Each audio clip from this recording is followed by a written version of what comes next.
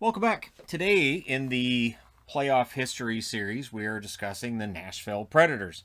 I'm wearing the Winter Classic hat and the reverse retro jersey, Cliff Roning's name on the back. So, we start with 99-2000, which is not long after they came into the league, and they're still going through the pains of expansion.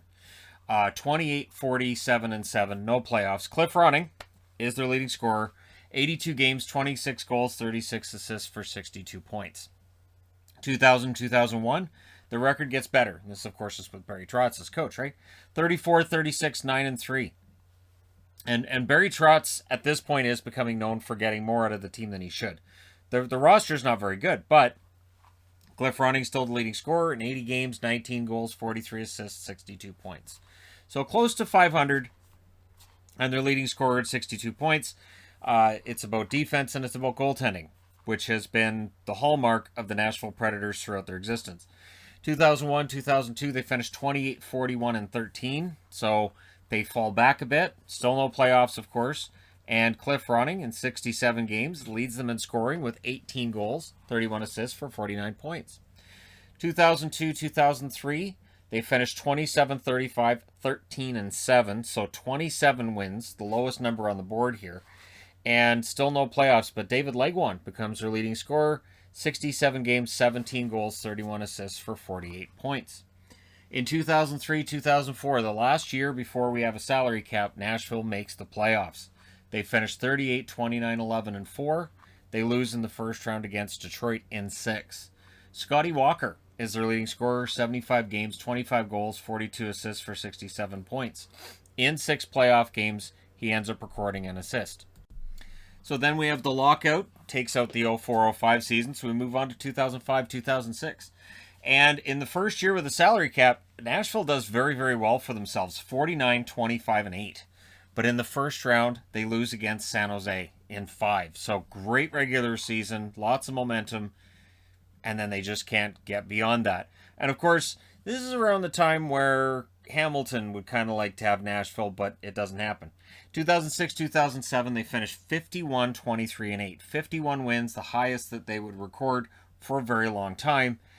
But they lose in the first round again, and it's San Jose again, and they lose in 5. So Korea, 82 games, 31 goals, 54 assists for 85 points in the first year there, and then the second year, 82 games, 24 goals, 52 assists, 76 points. The first playoff season, 2 goals and 5 assists in 5 games. The second year, 2 assists in 5 games. They don't like playing against San Jose, apparently. 2007-2008, they finished 41-32-9. They do make the playoffs, but lose to Detroit again, this time in 6. So they've made the playoffs 4 times. They've lost to Detroit twice. They've lost to San Jose twice. Dumont is their leading scorer that year, 80 games, 29 goals, 43 assists for 72 points. In 6 playoff games, he records 2 assists. So then we move on to 2008-2009. They do not make the playoffs that year. They finished 40-34-8. Dumont's the leading scorer again. 82 games, 16 goals, 49 assists, 65 points. So for Nashville, they've kind of fallen back, right? And there's some question about whether or not they're going to be able to bounce back, but they do. 09-10, they finished 47-29-6, and they lose to the eventual Stanley Cup champion Blackhawks in the first round in 6.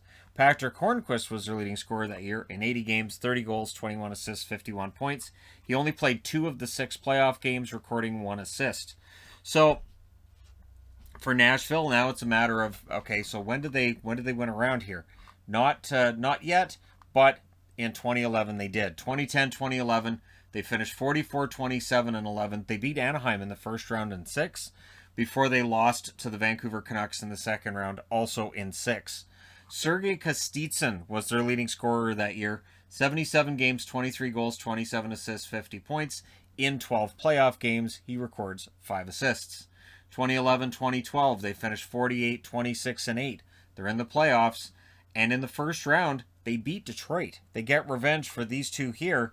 They beat them in 5, but then they lost to the Phoenix Coyotes in the next round, also in 5. So in a bit of a shocker, Nashville loses against Arizona.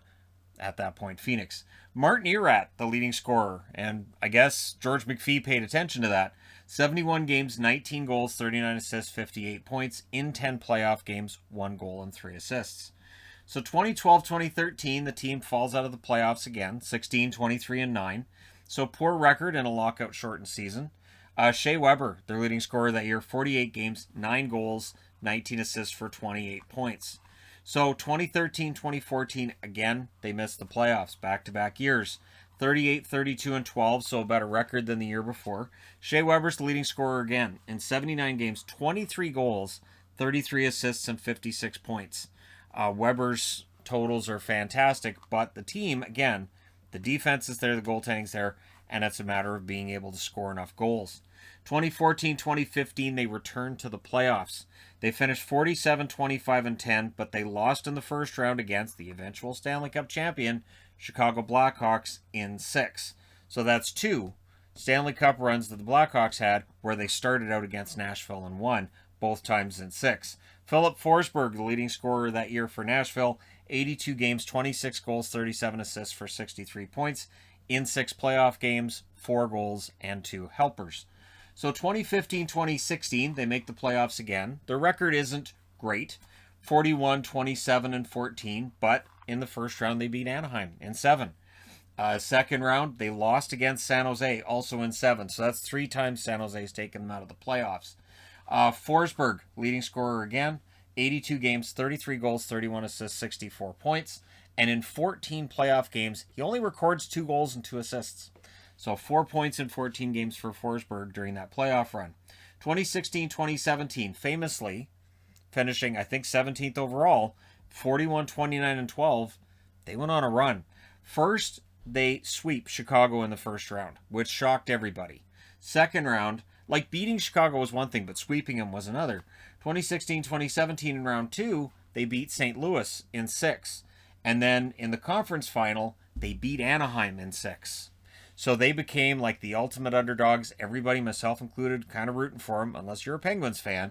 But in that final, Pittsburgh wins it in 6. Some tough breaks for Nashville during that Stanley Cup final run. But Pittsburgh does win it. Victor Arvidsson, their leading scorer that year, in 80 games, 31 goals, 30 assists for 61 points. In 22 playoff games, he recorded 3 goals and 10 assists. So the sky appears to be kind of the limit here, even though the regular seasons are mediocre. The following season, they actually win the President's Trophy. They finished 53, 18, and 11. Excellent regular season. And then in the postseason, they beat the upstart Colorado Avalanche in 6 before succumbing in the second round against Winnipeg in 7 in a battle between number 1 overall and number 2 overall. And it was a very good series, but Winnipeg comes out as the victor. Forsberg is the leader again with 67 games played, 26 goals, 38 assists for 64 points. In 13 playoff games, 7 goals, 9 assists for 16 points. So 2018-2019 rolls around. They finished 47, 29, and 6. And in the first round, they lose against Dallas. What's interesting is, in that 6-game loss to Dallas, the goaltending of Pekka Rinne, which was fantastic in 2017 and gets them to the finals and within a couple games of the Stanley Cup, that same goaltending really cost them in 2019 against Dallas. Johansson's the leading scorer, 80 games, 14 goals, 50 assists for 64 points. In 6 playoff games, 1 goal and 1 assist. So 2019-2020, as we start talking about UC Saros maybe taking over from Pekka Rinne soon, they finished 35, 26, and 8. But in the qualifying round of the expanded playoffs, they don't actually make it to the first round. They lost against Arizona, who had beaten them in 2012. They lost that series 3-1. So the qualifying round, not their friend. Yossi was the leading scorer in 69 games, 16 goals, 49 assists, 65 points. 4 playoff games, he gets 4 assists, and of course he won the Norris that year, and continues this run of defensemen playing very, very well for the Nashville Predators. So 2020-2021, the most recent season, 31, 23, and 2 was their record. They had a really mediocre first half, a fantastic second half, and then a pretty solid series against Carolina in the first round where they lost in 6. Roman Josi leads them in scoring again. 48 games, 8 goals, 25 assists, 33 points. And in 6 playoff games, he records 4 assists. The interesting thing with Nashville is they haven't missed out on a playoff since 2014. The expectation in 2022 is that they will miss the playoffs. There are a lot of prognosticators, yours truly included, who are saying that they'll likely miss the playoffs. The interesting thing is that their leading scorers in playoffs. Philip Forsberg's the all-time leading scorer in playoffs for Nashville Predators. In 71 games, 28 goals, 24 assists, 52 points. He is followed up by Johansson, who has 57 games, 17 goals, 29 assists for 46 points. Roman Josi, 81 games played, 10 goals, 30 assists, 40 points. Ellis, who has now moved on to Philly, 74 games, 7 goals, 31 assists, 38 points. And Matthias Ekholm, who is still here and still part of that really solid defense for Nashville, 71 games, 6 goals, 27 assists, 33 points. The question mark becomes one of what does Nashville need to do in order to not just make a Stanley Cup final, but win a Stanley Cup. They have not done it yet in their history, and by the looks of things, it could be a while before they get back into contention. But Nashville has proven us wrong before. 2017, the most recent example. Nashville tends to overachieve. Looking back at some of these teams that may have missed the playoffs, but they were far closer than they should have been when you look at those rosters. So we'll see what they do. Let me know your thoughts in the comment section below as always. Don't forget to hit like and subscribe if you're browsing your way through. You just happen upon this video. Thank you guys so much for watching, for all your support. I will talk to you again soon.